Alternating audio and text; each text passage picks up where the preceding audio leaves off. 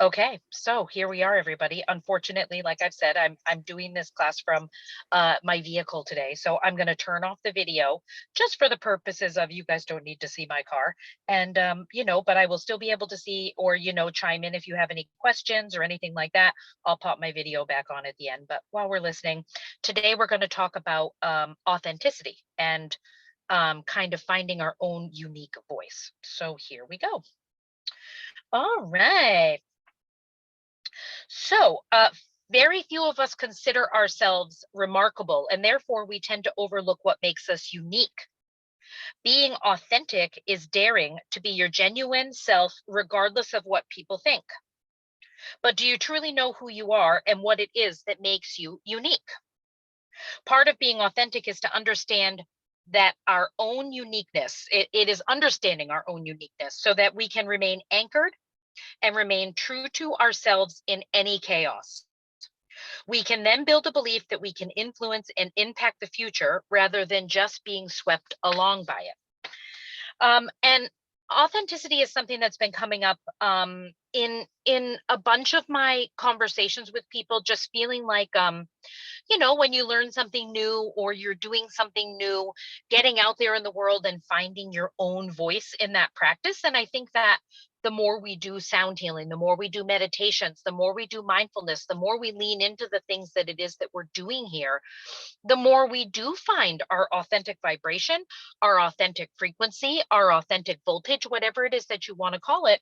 And that really helps us connect into this authentic voice of ours. But, I just want to talk a little bit about, what makes us unique, what authenticity is, and maybe give us some things that we can do if we're having a hard time figuring out maybe our own authentic voice. I've had a few people coming in that they're not working the jobs they used to work, or life has totally changed in a good way. But in the change of this new life, they're not really sure who they are in this new world. So, kind of figuring out who we are, what makes us unique, what makes us authentic is kind of what it's all about.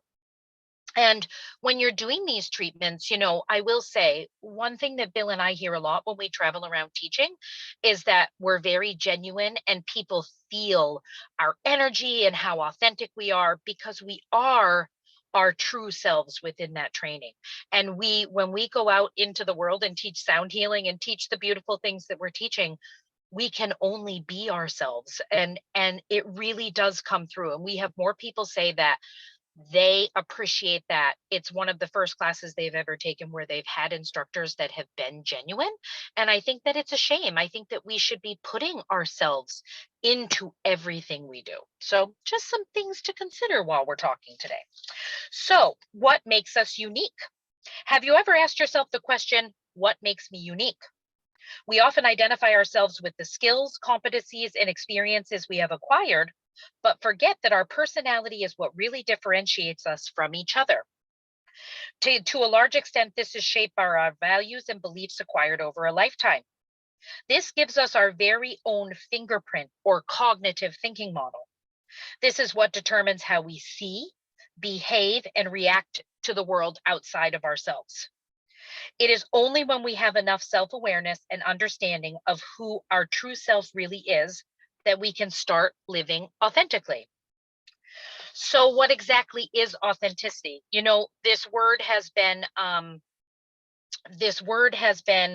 thrown around a lot, and there is a lot of speculation, or we use this word a lot, authentic, but I don't know that any of us maybe 100% understand what that means.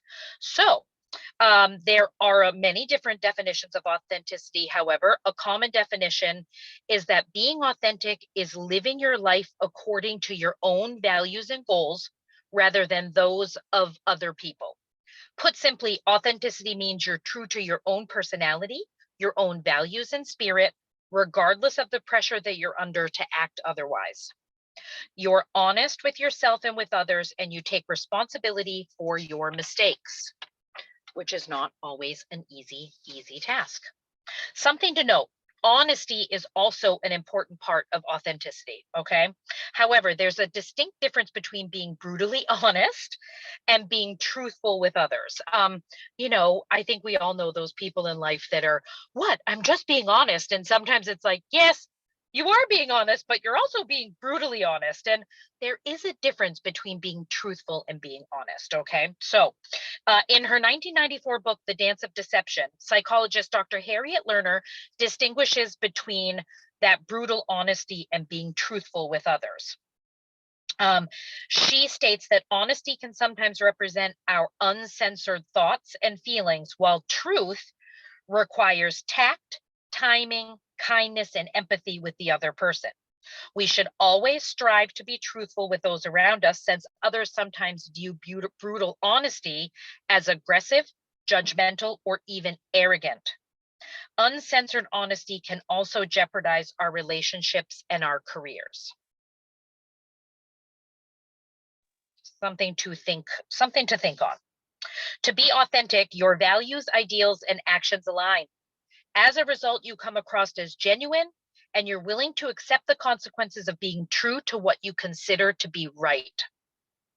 Being authentic is important because it contributes to our holistic well-being, encourages happiness, fulfillment, and also helps with our self-esteem. Being authentic means that you act in ways that show your true whole self without trying to please others. It is where your own thinking, feeling, acting, and communicating are congruent with no mixed signals. Those mixed signals will get you in trouble every time. This demands a high level of self awareness, which is really achieved through mindfulness practices such as meditation, such as journaling, such as gratitude. All of these things can really help with kind of this self awareness. And this self awareness is where authenticity is a choice you have, and it takes bravery and courage to live by. Who you are results from your beliefs, thoughts, and ideas of the world. Unless you challenge popular opinion, you will be pulled by the masses.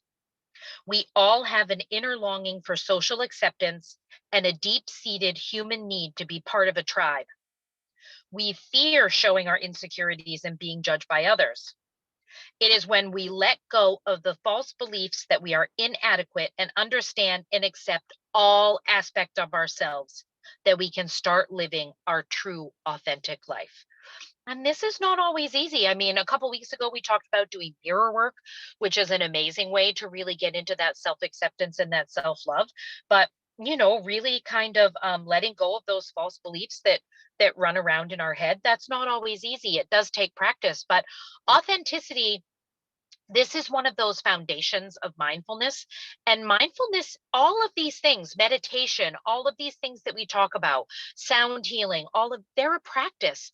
They take time and they take active choosing sometimes. So I have told this story before, but getting out of these loops of thoughts and these negative thoughts.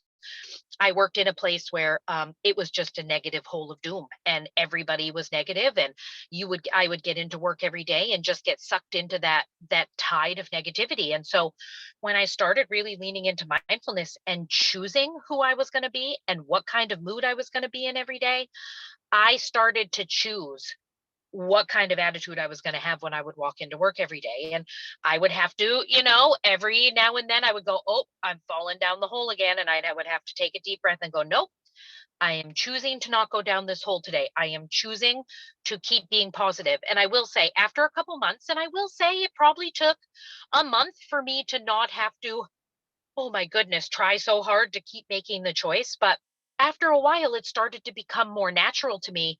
And then I started to change the energy of the place that I was working and noticed that others were starting to become more positive. So sometimes letting go of false beliefs or letting go of these beliefs that we're inadequate and just accepting ourselves, accepting all of the aspects of ourselves is really simply just a choice. And it's never that simple, but it can be that simple if we let it. The philosopher Rousseau believed that we are at our most authentic when in touch with our passion itself, and Nietzsche when we allow passion to blossom and then create a formal structure around it. It is true that personal fulfillment is what makes us feel at our most authentic, which makes understanding and connecting with our own purpose fundamental to living authentically. They really do go hand in hand. So when your actions align with your true nature, you're more likely to pursue your passions, believe in yourself, and feel confident in your opinions. Conversely, inauthenticity can negatively impact your mental health, leading to a displaced sense of purpose. Being your authentic self also means being honest with those around you, which allows you to build deep and meaningful relationships. And again, none of this is easy. Sometimes honesty is hard, depending on the relationships and depending on, whether it's a personal relationship or a work relationship. They're all complicated, but choosing to do the right thing, choosing to do what we feel is authentic to us is sometimes difficult, but we're the ones that suffer if we don't do that choosing. So it isn't always easy to live authentically. At times, being true to what you know is right means that you go against the crowd. It may mean being unconventional, opening yourself up for the possibility of others hurting you, and taking the harder road. On one hand, it does mean missing some opportunities. You do have to accept this. However, in the long term, it's likely to open up many more opportunities, opportunities that simply wouldn't be available to someone who has been seen to be shifty, conflicted, vacillating, or inauthentic.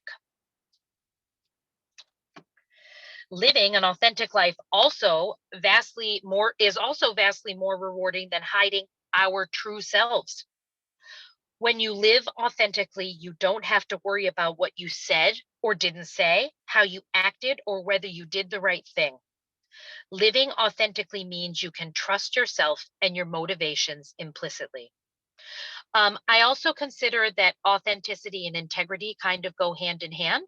I don't dive into integrity a ton when talking about authenticity, but it is something that I think, integrity, when you're stepping up to the plate and you're living with integrity and you really are walking your true path, regardless of the consequences. Authenticity, integrity, very interchangeable words here. Um, Authenticity inspires loyalty and engagement where integrity, ethics, and morals are not questioned. We tend to be drawn to authentic people because they exude trustworthiness and confidence. When you're being your whole true self, you inspire others to feel safe, to share more of themselves. You build deeper and more meaningful connections in a trusting environment, and people are happy to collaborate, engage, and connect with you in opportunities. This is when synchronicities start happening, and it might be what some people call luck, but you're in your true flow. When you're living authentically, you're living your true vibration, your true frequency, your true voltage. You are in the flow with the universe of who you're supposed to be. And that creates ultimate flow and manifestation and collaboration and all sorts of beautiful things. Ultimately, being authentic makes you proactive rather than reactive. It improves confidence, resilience, clarity, impact, and mental health, to name just a few. So, here are some other benefits to being authentic: the ability to deal with problems. When you're honest with yourself and others, you have the strength and openness to deal with problems quickly instead of procrastinating or ignoring them altogether. Because if we're not being honest, if we're not being our true selves, then we're going to avoid things like that. Realizing potential. So when you trust yourself and do what you know is right, you can realize your full potential in life. Instead of letting others dictate what's best for you, you are taking control of your own life. Benefits. Another benefit of being authentic is confidence and self-esteem. So you can trust yourself to make the right decisions when you're being genuine and doing the right thing. In turn, this leads to higher self-confidence and self-esteem, greater optimism, and more life satisfaction. And less stress. How would you feel if every day you said what you meant, stayed true to yourself, and behaved accordingly? Imagine the happiness and self-respect you'd feel. Being authentic to yourself is far less stressful than being someone you are not. So, here are some thoughts on how you can begin to nurture and practice your own authenticity. Self-awareness is a big one. And a great way to become self-aware is meditation.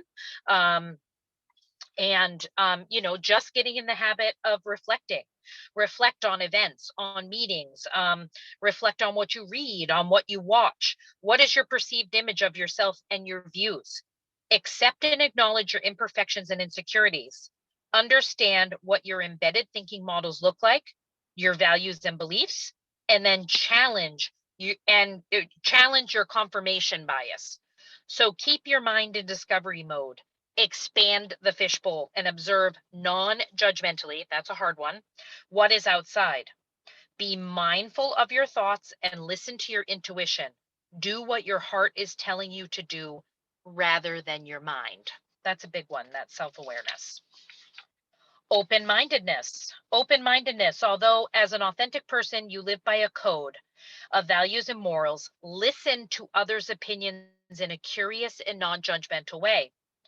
Put yourself in the other person's shoes and be inquisitive about alternative views without feeling threatened.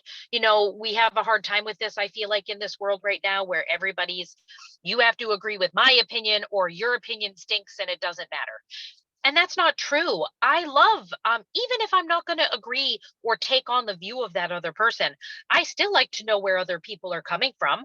I like to know, what it is that makes them believe something that I just can't wrap my head around. And again, I may not end up being on board with them when we're done with that conversation, but I at least enjoy that process of getting to understand. Even if I go, oh God, whatever you say, there's still that kind of open-minded, and I don't allow those opinions to make me, oh, now I believe this, now I believe this, now I believe this, but I do take it in. I have the ability to take it in and go, huh, I never really thought of it that way. I wonder what this is all about, and then maybe I can open up my own view about some new things. Avoid conformity. Our tendency to conform is subconscious and stems from our need to fit in with others to avoid criticism and rejection. Feel comfortable with forming your own opinions and opposing views to others and embrace it. Remember, there are many, many truths. Stop seeking validation. Let go of the need to prove yourself to others. True validation comes from the core of your being. Reflective time. We easily get stuck in left brain logic since we are taught to reason the world through logic alone. Find time for silence and allow yourself to reconnect with nature. Being outdoors harmonizes mind and body and energizes the soul.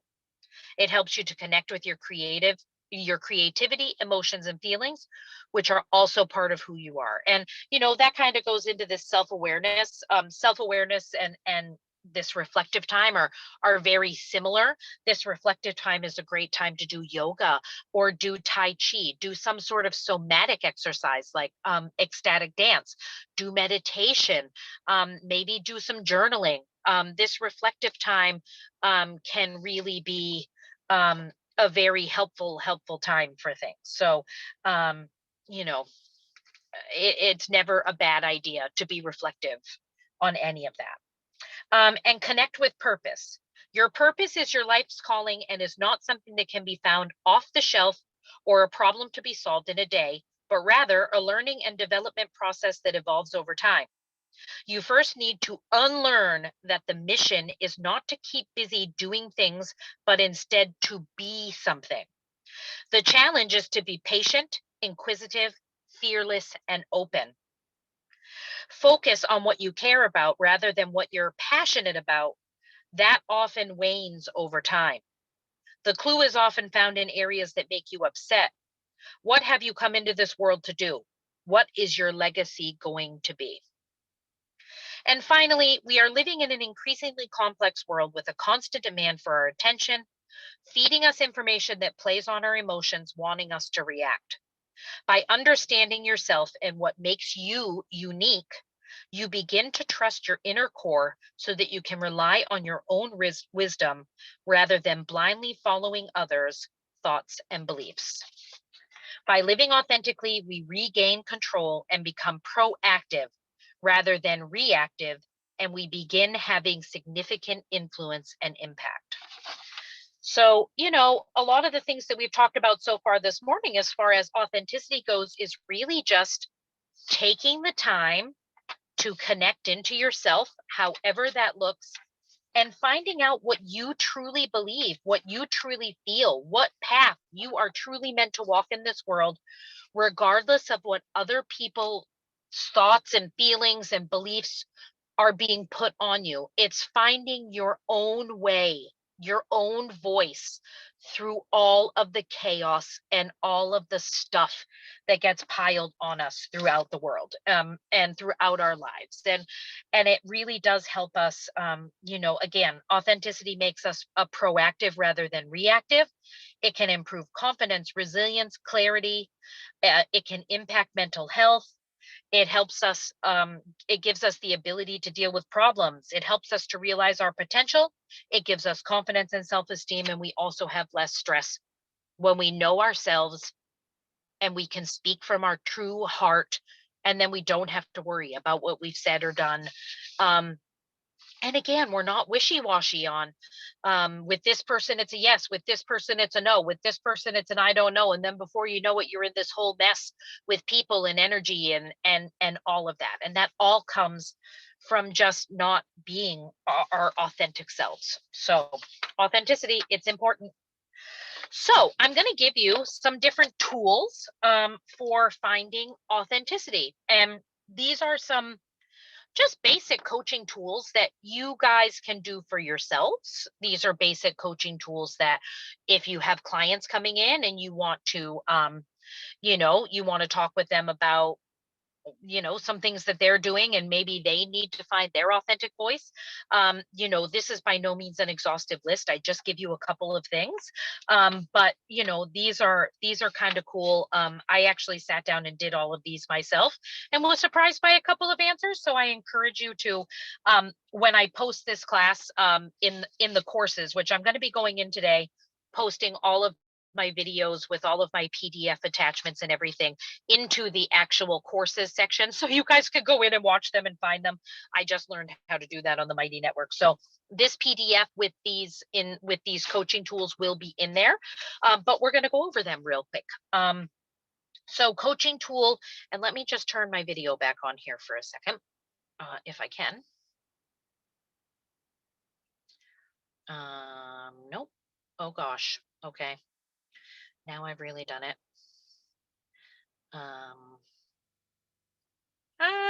Okay. So I don't know if this is okay. I'm sorry, you guys. I'm messing around with this Zoom. There we go. Okay. So I just want you guys to, just to kind of understand that, none of the stuff that we're talking about is set in stone. But these really are, great little tools to use, and we're going to get into that. But does anybody have any questions so far?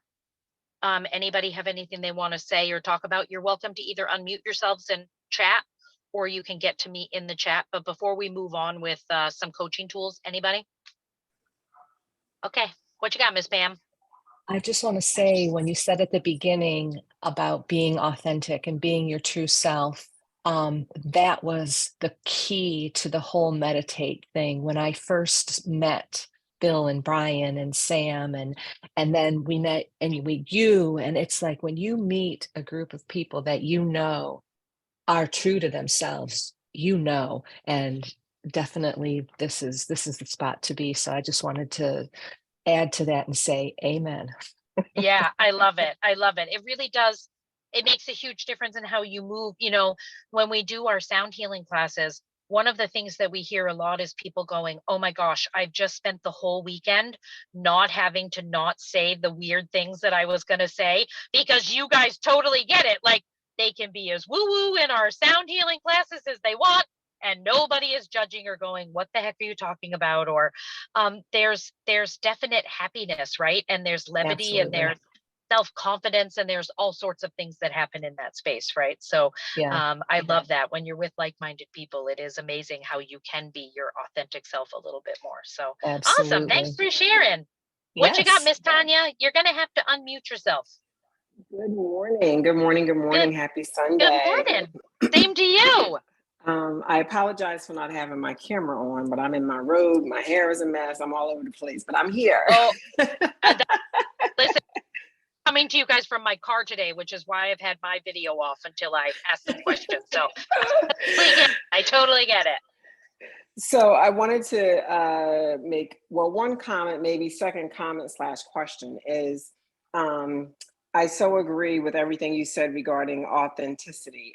And when you talked about the workspace and how difficult that had been for you at some point in time, and that, yeah, we do have to be intentional. For 15 years, I worked in the school system. I worked in secondary education, and I was always very, very intentional about what I did, where I was in the building, who I communicated to. I was fortunate enough to have an office of my own, but I intentionally always avoided the cafeteria because there was a lot of negative talk during lunchtime about students, about staff, and I just did not want to absorb that. And what I found was people would come into my office because it was a safe place to communicate, but they also understood there was no gossiping going on there. And I just kind of did my own thing. I was very authentic, always have been, just kind of marched to the beat of my own drum. And that has so much helped me in my personal and professional life. And then the footnote for me now is, as a entrepreneur in wellness and coaching, you know, I went back to school about, let's see, I've been in Georgia now for 5.5 years. So maybe 6.5 years ago, I stumbled on a program at Rowan University in Glassboro, New Jersey, and worked on and earned my master's in wellness and lifestyle, wellness and lifestyle management.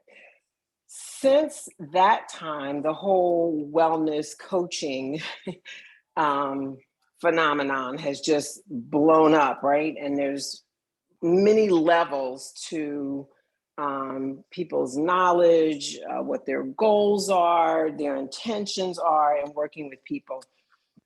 And I will say this, I've had to take a step back to find my own voice as an entrepreneur to be authentic to Tanya. And I'm still figuring that out. I'm For still figuring sure. that out. And I think the cool thing is to keep it fluid, right? Because I think we're always changing and we're always evolving, but I also think that's part of being authentic, right? Is it's taking in the things around you and going, okay, maybe that didn't work out, or that's not working for me. And then having the courage to go, you know what, that's not working for me, and I think I'm going to change that. And I think that's a really good point, Tanya. I think when you get out there as an entrepreneur, you know who you are, but you know who you are in a certain paradigm, right? Working in the school system and being that person. And then you get out into the world as an entrepreneur doing something else, and you know who you are, but you don't really have your own voice, say, within that paradigm. So, I think it's cool that you're out there finding it. How has that been going? Has it been an easy process, do you think? It's been, I don't know if I want to say easy. It's Okay. definitely challenged me, but I mean, I'm the kind of person, I like challenge, I like change. Yeah.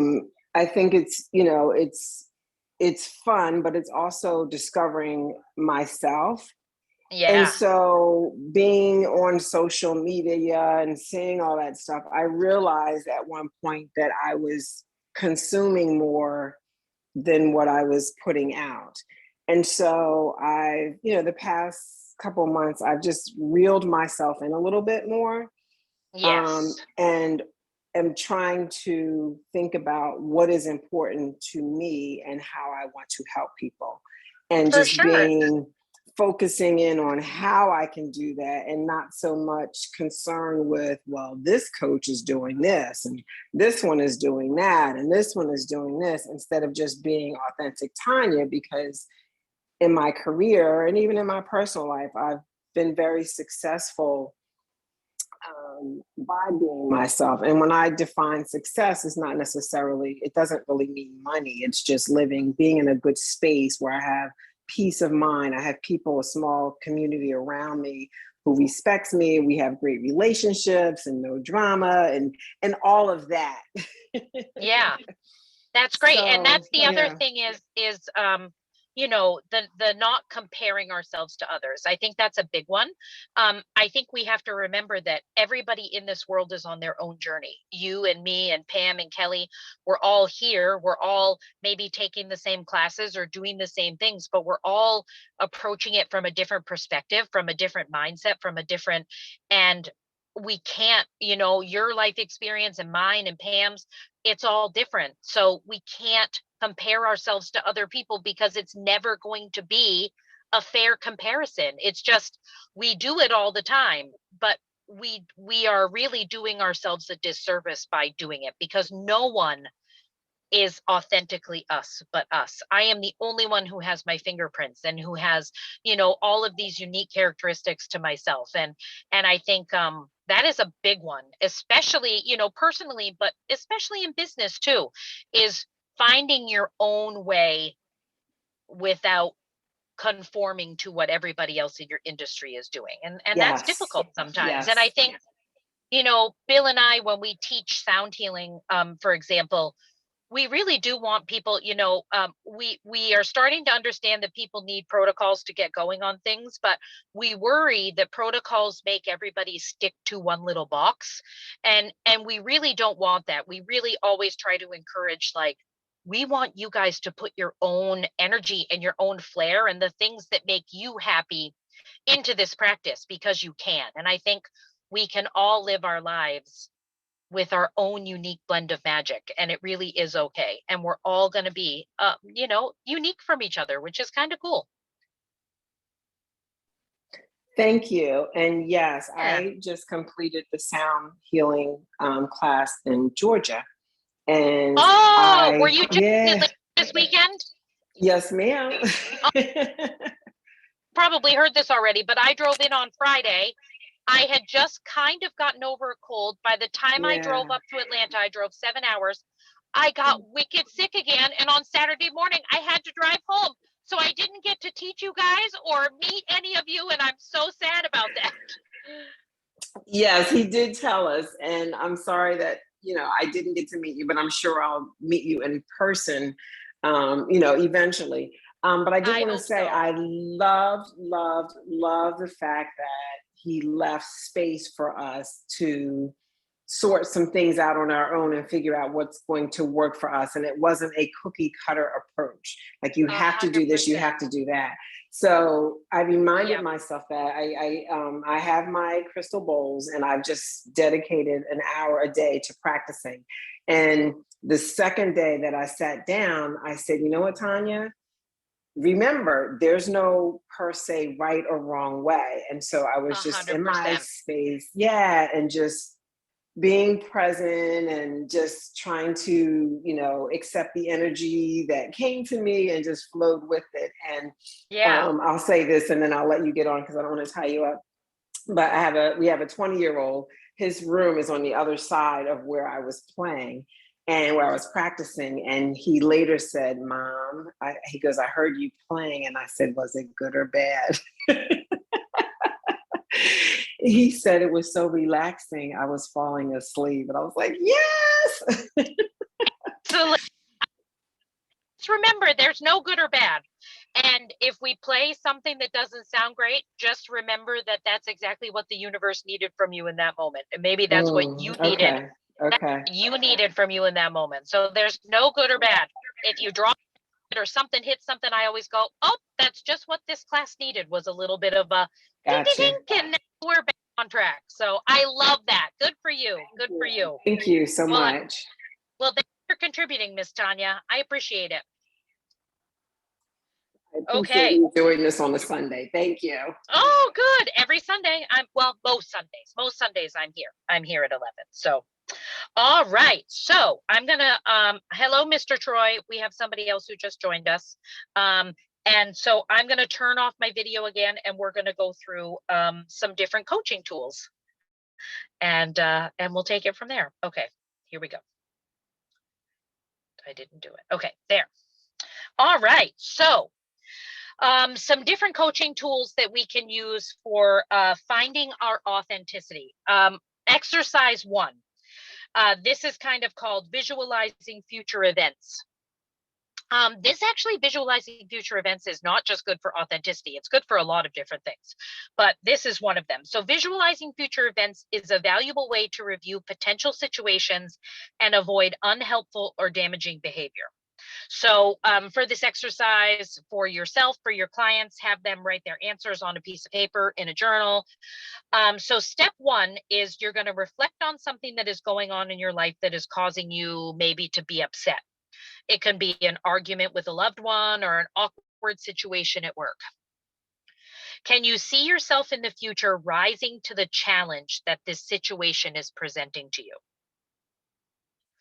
And then after you kind of reflect on this situation that's going on in your life, and then again, see yourself in the future rising to the challenge of this situation, and then write down what this rising to this challenge might look like.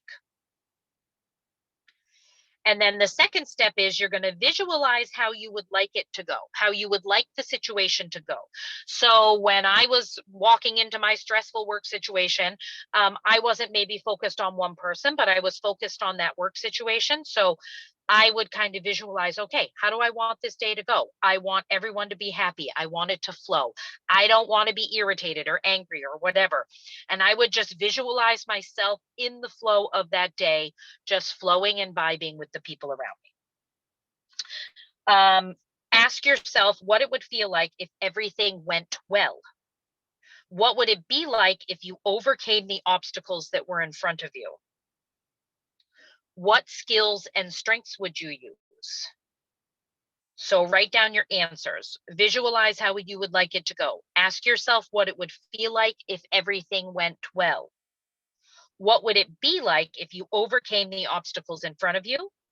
And what skills and strengths would you use? And then step 3 of this exercise is to imagine things turning out well because of your efforts after the event has taken place. So imagine things turning out well because of your efforts, and write down what that looks like. So the event has taken place, it's over. Visualize how you're going to feel when that goes well and it's all said and done. And then step 4 is to compare what actually happened.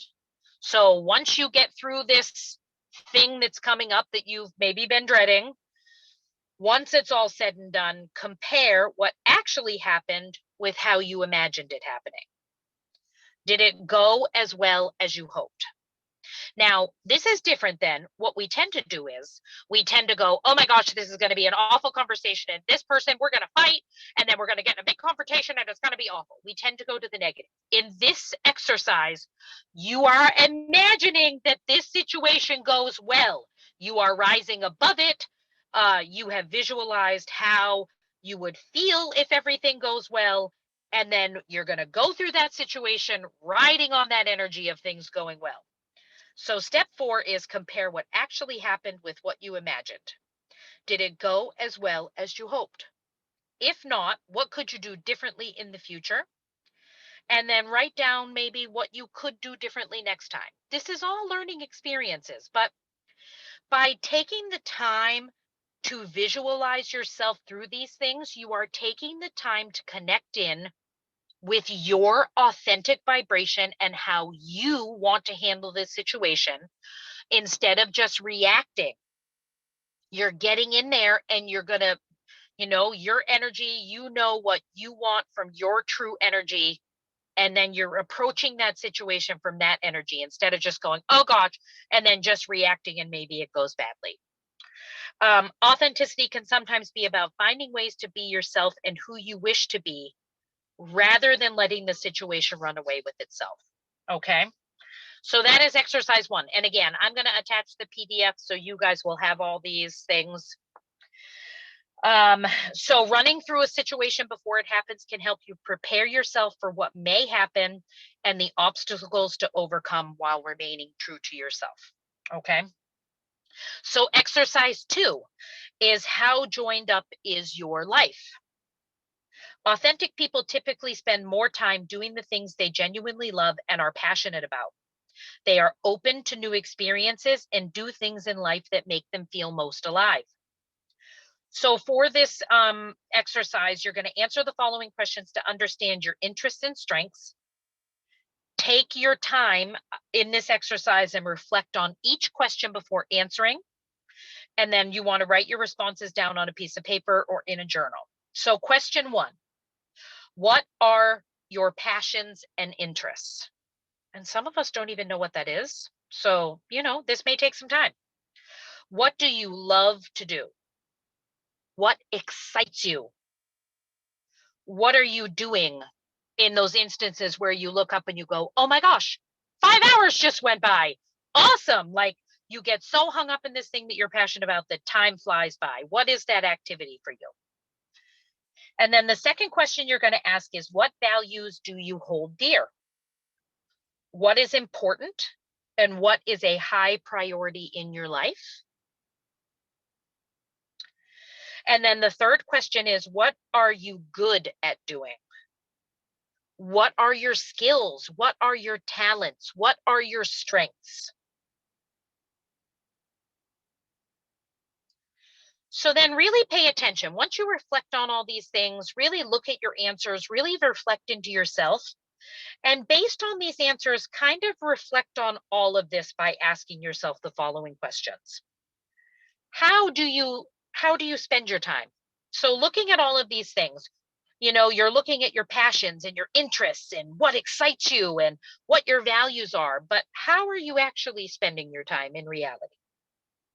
How much of your time do you engage in what you are passionate about? Now that you've laid out what your passions and your interests are, how much of your time are you actually putting into your passions and your interests? How often are you using your skills and your strengths throughout a day, throughout a conversation, throughout a relationship? So kind of really sit and explore those things. And then question 4 in this exercise is going to be, how can you think of a way, or can you think of a way of expanding the time you spend on the things that you love instead of the things that you just feel obligated to do? Because when we're doing the things that we feel obligated to do or the things that other people want us to do, we're not being authentically ourselves. And if we're not out there in life doing the things that we're passionate about, how can we help other people find their passions? What might a week look like if you were spending more time doing all of the things that light your soul on fire? So that's another really good exercise that really just, it's all about reflection, right? Some of us have a hard time just sitting down in meditation and self-reflecting on the spot. These exercises are just really great for kind of sitting down and having that type of reflection. The other exercise that you can do, and this is something that you kind of have to go online and find a free test, but I do find that these things are really cool, is an Enneagram personality test. Being able to understand the basic motivations of different personality types can help you communicate with and relate to others. Everyone has innate fears and desires. We may seem different on the surface, but in reality, we are all seeking similar things. We're all seeking connection. We're all seeking understanding, support, and acceptance. When you know a bit about what makes people tick, it can help you relate to and empathize with them. So there's 9 Enneagram personality types, and you go through and you answer all these questions, and then they tell you where you score, where you fit in these 9 personality types, and they explain how it all comes together. So the 9 Enneagram personality types describe individual behavior tendencies, motivations, and desires more deeply and more specifically than other kind of personality frameworks. While each type has distinct differences, there are even more variations within each of these types, with secondary types known as wings, stress levels, and different levels of maturity. So for this reason, the Enneagram is a helpful tool for personal development. It's a great tool if you're coaching or counseling someone, and it is a great tool for building your most important relationships. So I give you a link to a free crystalknows.com does a free Enneagram test. But if you type in, and it's ENNEAGRAM, Enneagram test. And it really is kind of cool. I learned a lot about myself, and oh, at first I was like, that's not true. And then when I really thought about it, I'm like, all right, yep, this thing totally got me. So the Enneagram test is a really cool, and I actually have some of my clients do it too, especially my clients that are a little lost. They don't know who they are. They just need a little guidance in just help seeing themselves a little bit. So the Enneagram is a great one. And then the last one that I want to talk about, we're not going to go over every single question on this. You can, again, this will be in the PDF, but you can also look these things up for yourself when you get going now I've lost the page here. I'm sorry. I'm doing everything with paper today, folks. Is the authenticity scale. So the authenticity scale, the following measures has a series of statements that involve people's perceptions about themselves. There are no right or wrong responses, so you want to make sure that you're answering these questions as honestly as possible. Respond to each statement by writing the number from the scale, which you feel most accurately characterizes your response to the statement. So this is just another tool for getting to know yourself. And again, when you're answering these things honestly, and then you can look back at your answers, you can see where maybe you're not totally honest with yourself. And if you're not being honest with yourself, then you're not being honest with the people around you, and you're not living authentically. Okay. So on a scale, it goes from a scale to 1 to 5, where 1 is strongly disagree, 5 is strongly agree, 2 is agree, 3 is neither agree nor disagree, 4 is agree, and then 5 again is strongly agree. So some of the questions is, I am confused about my feelings. I frequently pretend to enjoy something when in actuality I really don't. For better or for worse, I am aware of who I truly am. I understand why I believe the things I do about myself. I want people with whom I am close to understand my strengths. I actively try to understand which of myself aspects fit together to form my core or true self. I am very comfortable objectively considering my limitations and shortcomings.